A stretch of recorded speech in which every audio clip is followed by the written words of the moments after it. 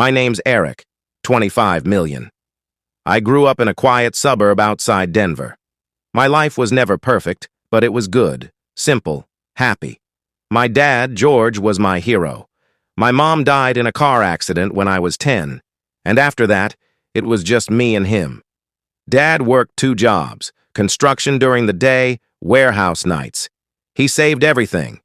He wanted to give me a future, and when I got into college, he paid every cent. No loans, no debt, just love and sacrifice. But in 2021, he had a heart attack. No warning, just gone. Losing him broke me. I took a semester off and moved back into the house he left me, a modest 2-bedroom ranch. That's when I learned he'd set up a trust fund, nearly $180,000, all in my name. His life savings. I was the sole heir. Enter Aunt Linda. She was Dad's older sister, a walking bottle of cheap perfume and entitlement. She swooped in like a vulture within days of the funeral. "Poor baby," she said, hugging me with crocodile tears. "You can't handle all this alone."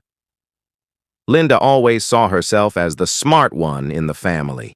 Even though she'd filed for bankruptcy twice, sold pyramid schemes, and once got arrested for trying to write a check from a closed account at Macy's. At the time, I was vulnerable, grieving. She offered to help me manage the estate. Said she knew lawyers, tax people, all that. I was 22. I believed her. I signed over temporary power of attorney, biggest mistake of my life. At first, everything seemed fine. She took some papers, made some calls, said she was consolidating accounts and moving things to secure investments. 2 months later, I checked the balance, $43,000. I almost threw up. I called her. She didn't answer. Texted, "Can't talk at a conference." Then I saw a Facebook post, her sipping champagne on a yacht, hashtag #blessed life period. Turns out she'd emptied the accounts, paid off her credit cards, bought a brand new Lexus, paid Jake's, her son's tuition at some acting school in LA, and treated herself to a Bahamas cruise.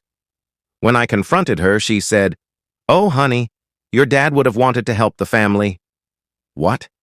She swore I'd gifted the money to her, that she'd advised me to be smart and spend wisely. She even mocked me, saying I was too young to manage that kind of money anyway. That was the moment something inside me snapped.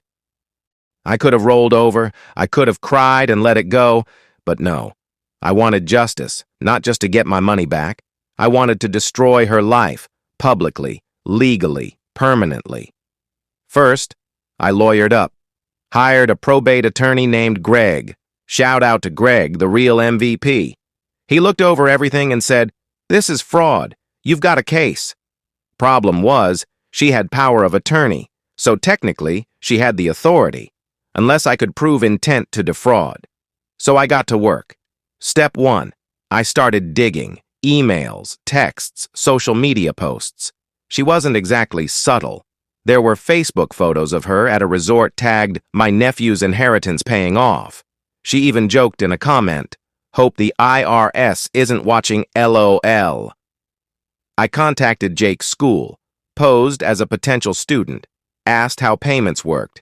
They confirmed a wire transfer from Linda's account, exact date, time, and amount matching one of my withdrawals. I reached out to her ex-husband, who hated her. He sent me screenshots of texts where she bragged about scamming the dumb kid. I now had intent, motive, and evidence. The courtroom showdown. We filed a lawsuit. Civil fraud, embezzlement, and breach of fiduciary duty. Linda, confident as ever, walked into the courtroom in a Gucci knockoff suit and fake pearls. She smirked at me like this was all a joke. It wasn't. Greg tore her apart on the stand. The judge reviewed all the documents. The social media posts were the nail in the coffin. Verdict. She was ordered to pay $127,000 plus legal fees and damages. Her accounts were frozen. The court seized her Lexus. But it gets better. Public humiliation and sweet, sweet karma. After the court case, I contacted a local reporter who'd written about elder abuse and financial fraud. I gave her the whole story. She ran an article titled, "Grieving Nephew Robbed by Own Aunt in Inheritance Scam." It blew up. Linda's church kicked her out. Her friends ghosted her. She lost her job as a financial consultant. LOL. Jake had to drop out because his tuition checks bounced. Eventually, she sold her apartment to pay off the judgment and moved into a tiny trailer in a rough neighborhood. She sent me an email a year later. "Can we talk? I miss the family." I didn't reply.